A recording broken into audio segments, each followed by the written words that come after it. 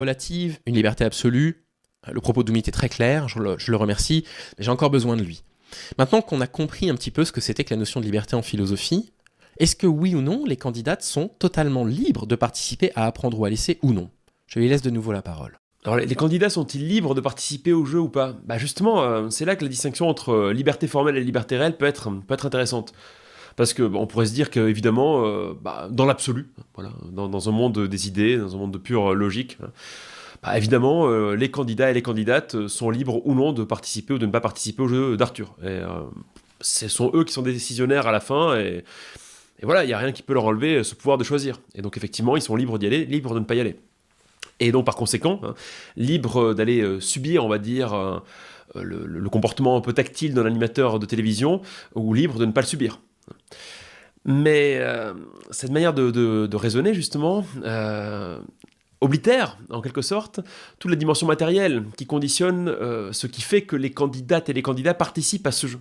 Pourquoi est-ce qu'on a des femmes, en fait, qui vont participer à apprendre ou à laisser? On le sait, hein, on le sait. D'ailleurs, c'est dit dans les émissions. Les gens vont là-bas pour payer leurs dettes. Ils vont là-bas parfois parce qu'ils ont envie de changer de vie, parce qu'ils en ont marre de se faire exploiter, ils en ont marre de travailler pour rien. Puis il y a même une candidate, si je ne m'abuse, qui va là-bas pour pouvoir se payer un lit. Donc on a affaire à des gens qui ont besoin d'argent et qui donc sont en situation de domination. Et de ce fait, en fait, c'est pas vraiment un choix pour ces candidates et ces candidats de participer à ce jeu.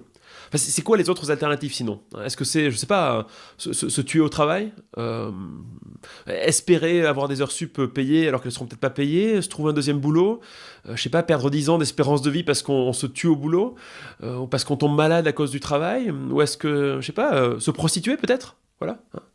Donc en fait finalement, entre ces différentes alternatives qui sont toutes aussi ou peut-être même plus horribles les unes que les autres, participer à un jeu télévisé, quitte à risquer de se faire harceler sexuellement pendant le jeu, c'est peut-être plus supportable que tout le reste.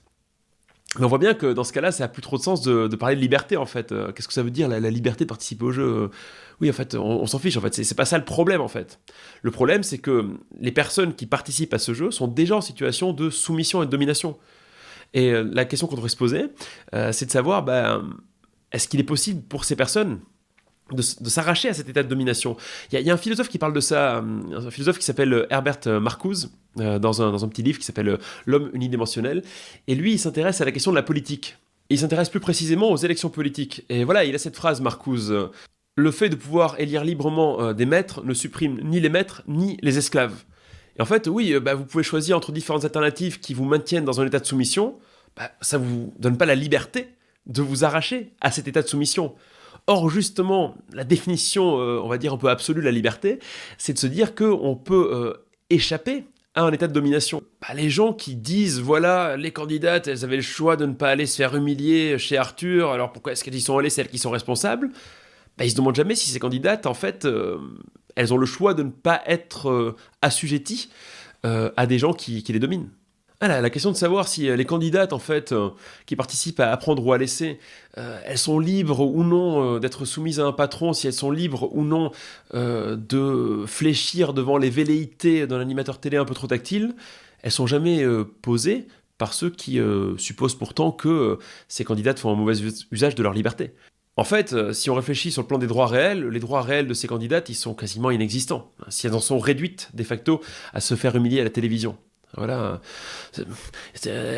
Oui, on pourrait très bien dire, voilà, oui, pas besoin de participer à l'émission, j'ai 1 million d'euros. Oui, sauf qu'en fait, j'ai pas 1 million d'euros, quoi. Donc, soit je vais sur le trottoir, soit je vais chez Arthur, en fait. Il y a une autre question qui va vous rester dans l'esprit comme une écharde dans votre tête.